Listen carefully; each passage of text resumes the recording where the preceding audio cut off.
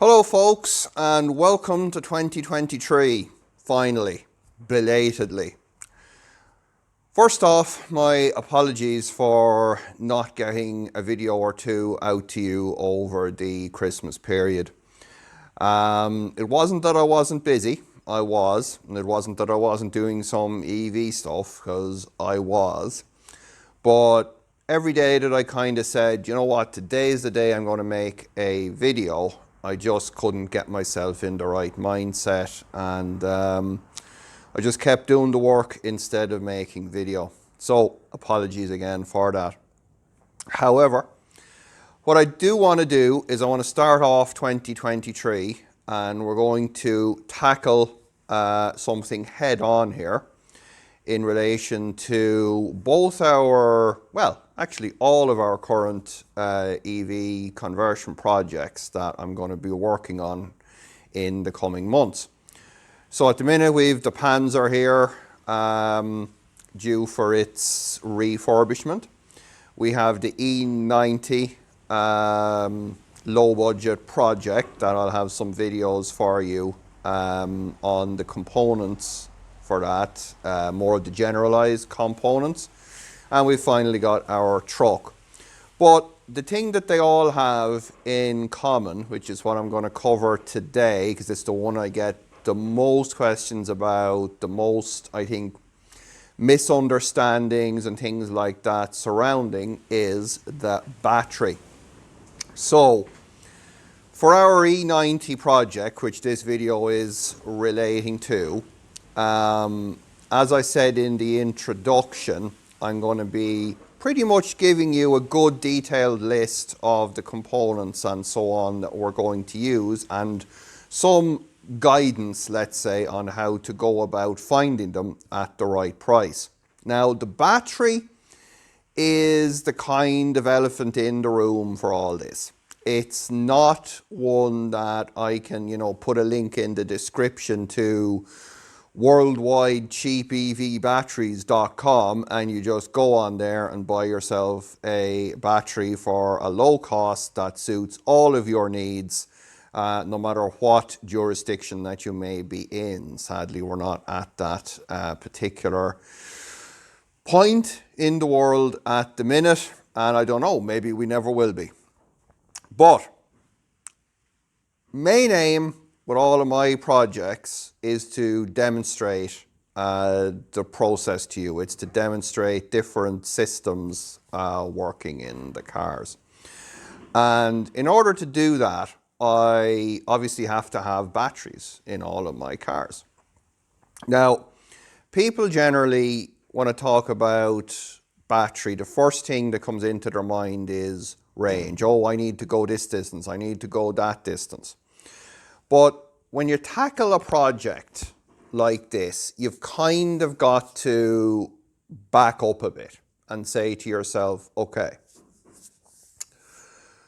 what does my battery need to provide me with? Well, it needs to provide me with three things, not three things, three things. So it's got to provide me with voltage. It's got to provide me with current, because current multiplied by voltage gives us power to move our car down the road. And then, finally, it has to provide capacity. So the capacity is the amount of time that it can provide that power, voltage multiplied by current for, and that dictates how far down the road that we can go. But unfortunately, when people get looking at batteries and get thinking about them and thinking about their build, they tend to get hung up on just one of those parameters, and that is the capacity. And that's fair.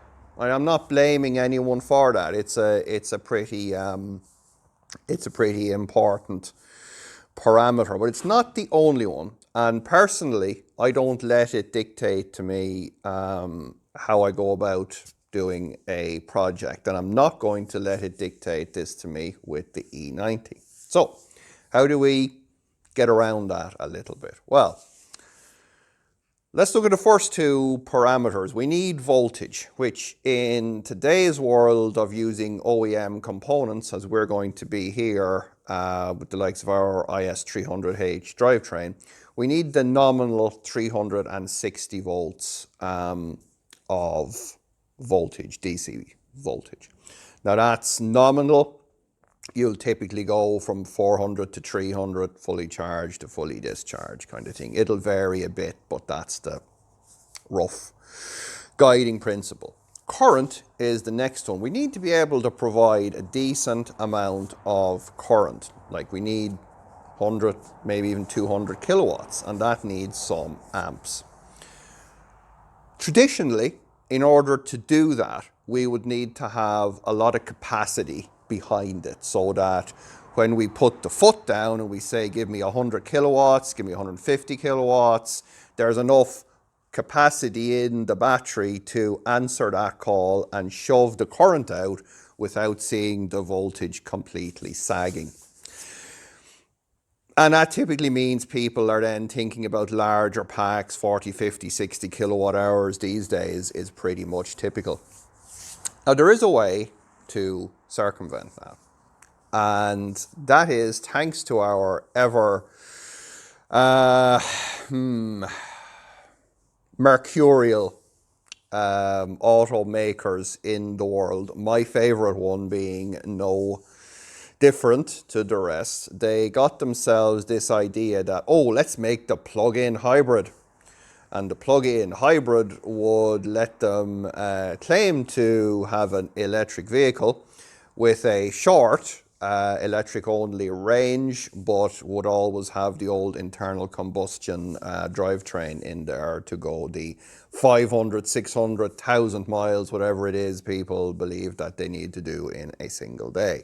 And I'm not saying there aren't people out there that do need that, but I'm certainly not one of them. In fact, my backside would not be able to cope with even 10% of that. So they had a bit of a problem. And that problem was, well, we need to provide voltage and current so we get power, so we can drive in electric mode, but without a large amount of buffering capacity.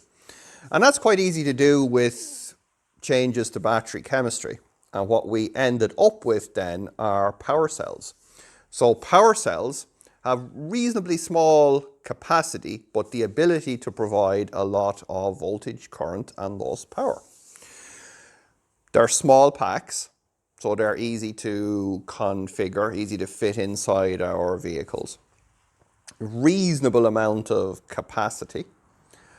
And most importantly for our purposes, they can be had a lot cheaper than the larger capacity energy cells. So the 40, 50, 60 is even bigger today.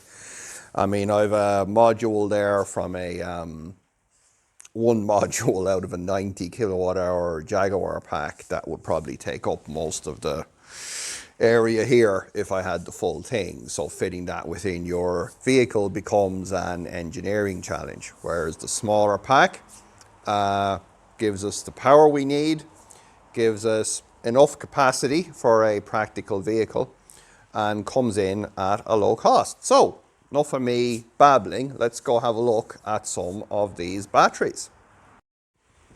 And here we go. Pack number one. You may think, hang on a minute, that looks an awful lot like a fuel tank. And indeed it does, because in the vehicle that this battery pack came from, it is installed underneath the back seats, traditionally where a fuel tank would be. So this pack here is from a BMW. Don't ask me what type. It's one of the modern plastic ones. So I don't know, FGs, H's or whatever it is. And this pack here gives us our nominal 360 volts, quite a lot of power, and gives us 12 kilowatt hours of energy storage. Now that's one of these packs. This one is completely untouched, removed from the vehicle. You have another one here that's kind of parked just in here behind the Panzer, which has already had its guts taken out by the person that gave it to me. So we currently have two of these 12 kilowatt hour BMW plug-in hybrid battery packs. Okay, folks, I know I promised you that we couldn't go to just cheapevglobalbatteries.com, but I'm going to try here and find you a BMW hybrid pack. So haven't scripted this. Watson's on the bed. So let's go see if we can find one at our favorite site. So go for the old ebay.ie. Never thought I'd ever use the Irish eBay, but there you go. So let's see what this brings us.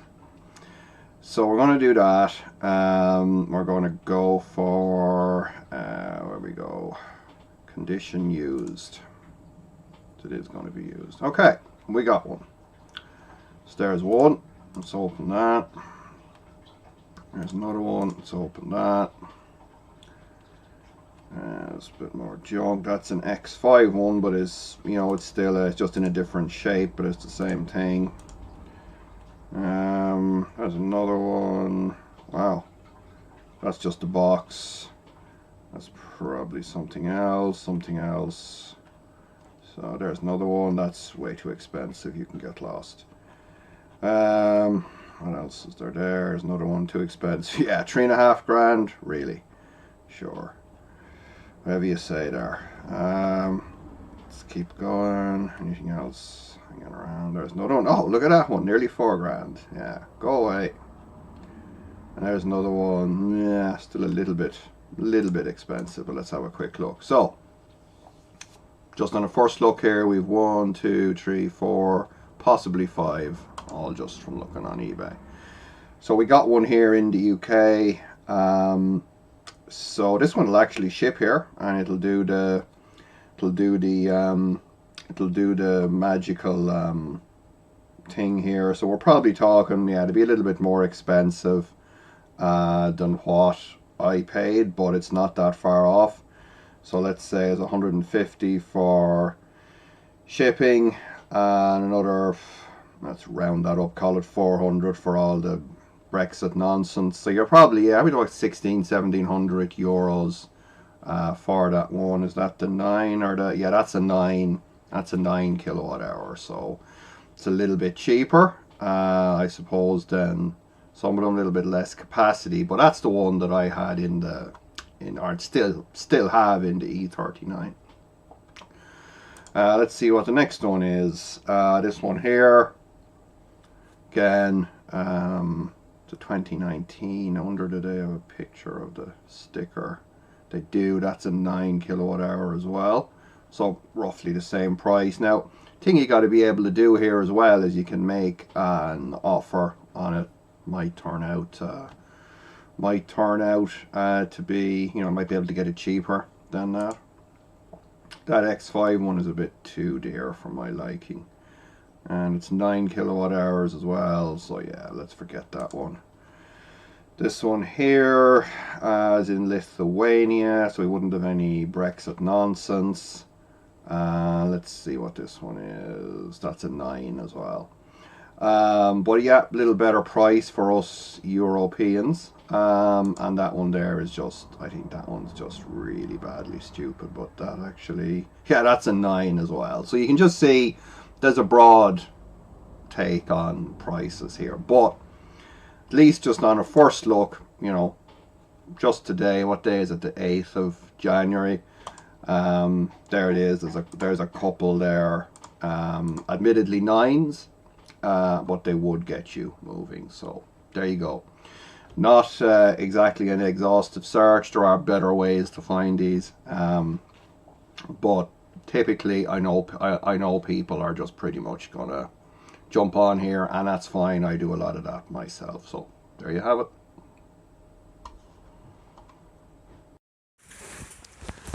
Now I know we're immediately going to have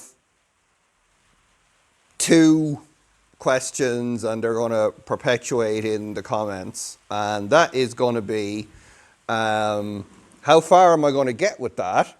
And when I answer that, it'll be, oh, that's no good, you're doing it wrong, Damien, you need a 90 kilowatt hour I-Pace pack.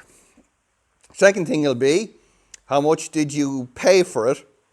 And it, once I mentioned that, 5 seconds afterwards, oh, I can only find them for $10,000 in my location. That's no good. You're a moron, Damien.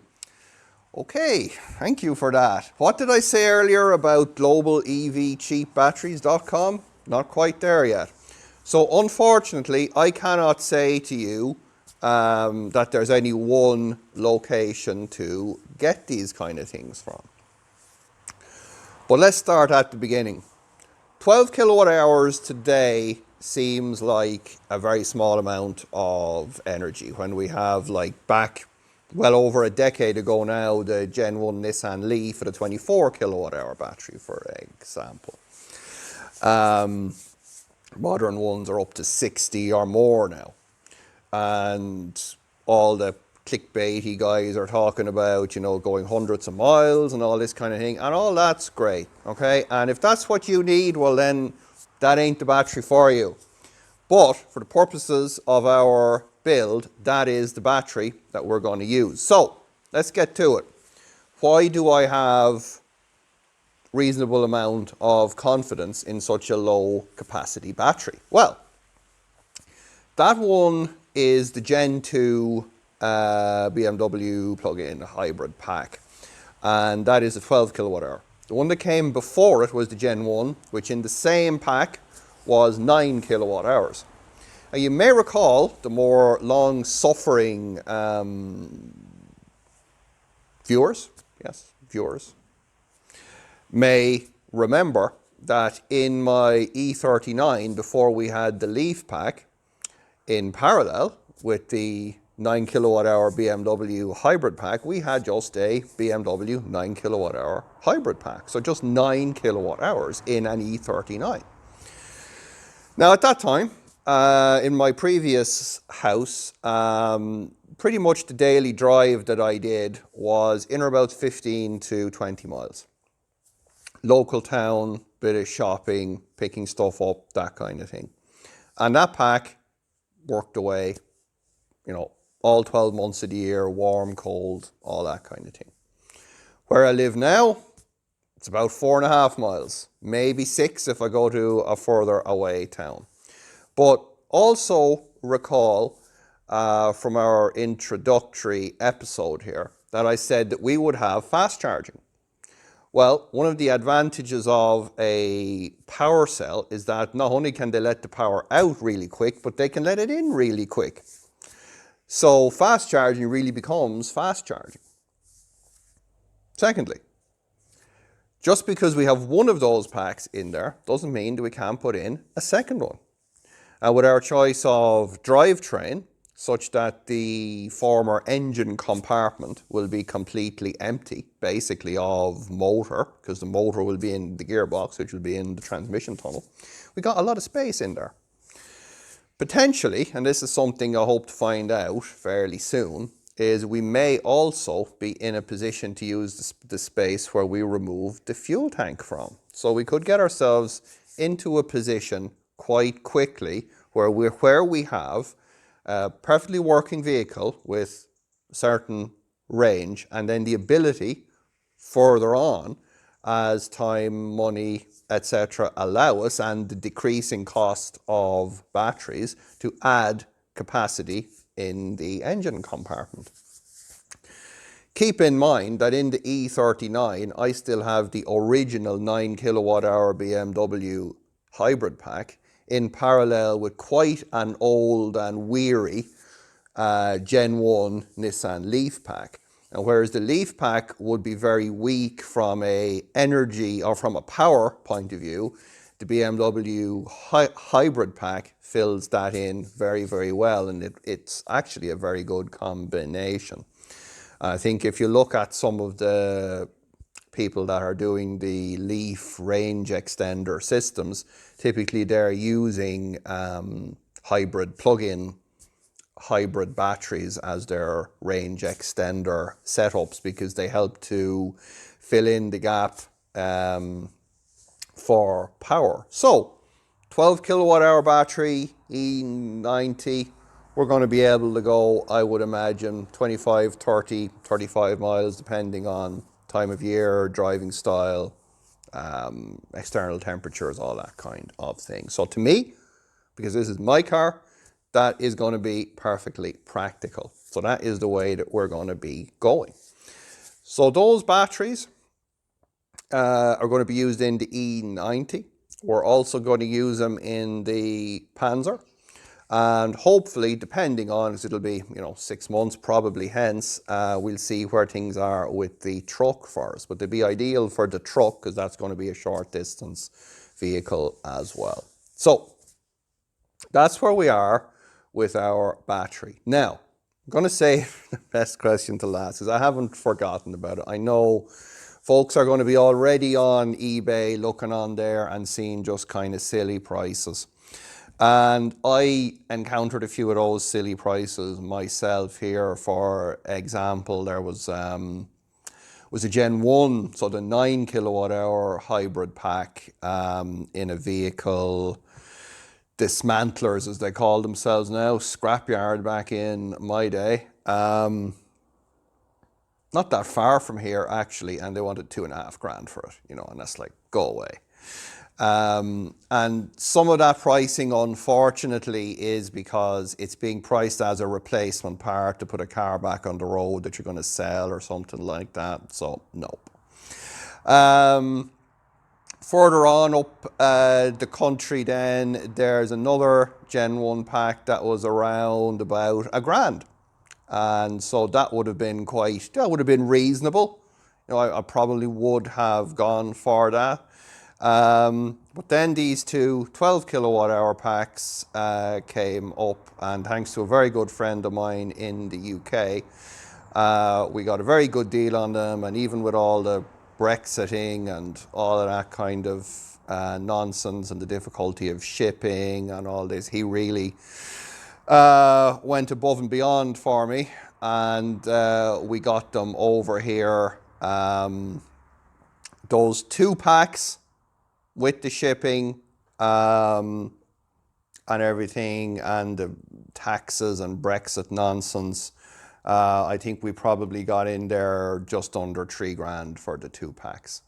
So for the purposes of this build, we'll say that one of those packs landed here to me is €1,500. And that's a far cry away from the, kind of big ticket figures that you see out there for the larger capacity packs. The point I want to stress is, even if that small capacity hybrid battery is not going to suit you all of the time, take the problem backwards. How much of your driving will it suit you for how long? Then think about, well, not only that, but this lets me get the car on the road. It lets me iron out all of the bugs, okay? Lets me get all the registration, paperwork, all of that kind of thing dealt with. So now I have a driving car. Okay, it mightn't be doing the 100, 200, 300 miles that I need,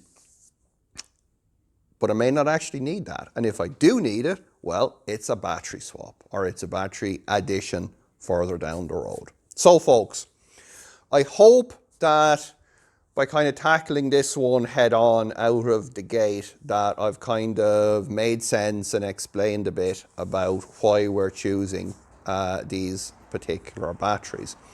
And just to recap, for me personally, suits my requirements, and it very much suits my pocket rather than a 90 kilowatt hour I-Pace pack, as nice as that would be. And finally, it makes it quite easy to integrate them into the vehicle. So I'm not having to spend 3 months trying to rearrange things and be worried about weight distributions and stuff like that. Because those packs, honestly, I'm no strong man, but I can pretty much lift one of those. I won't be doing it on camera in case I burst a gut, but I can pretty much lift it, and that's with all the other stuff going on around there. So that's the battery we're going to be using for our E90 low budget project, and the Panzer rebuild. So that's it. I'm going to shut up there. As I said, apologies for not getting a video out to you over the Christmas period. But we're back, and got a new project coming your way, and I'll make a video about this pretty soon because it's kind of cool. But I'm still working away on this because I'm not very good out here in the cold and the wet. So that's it for now.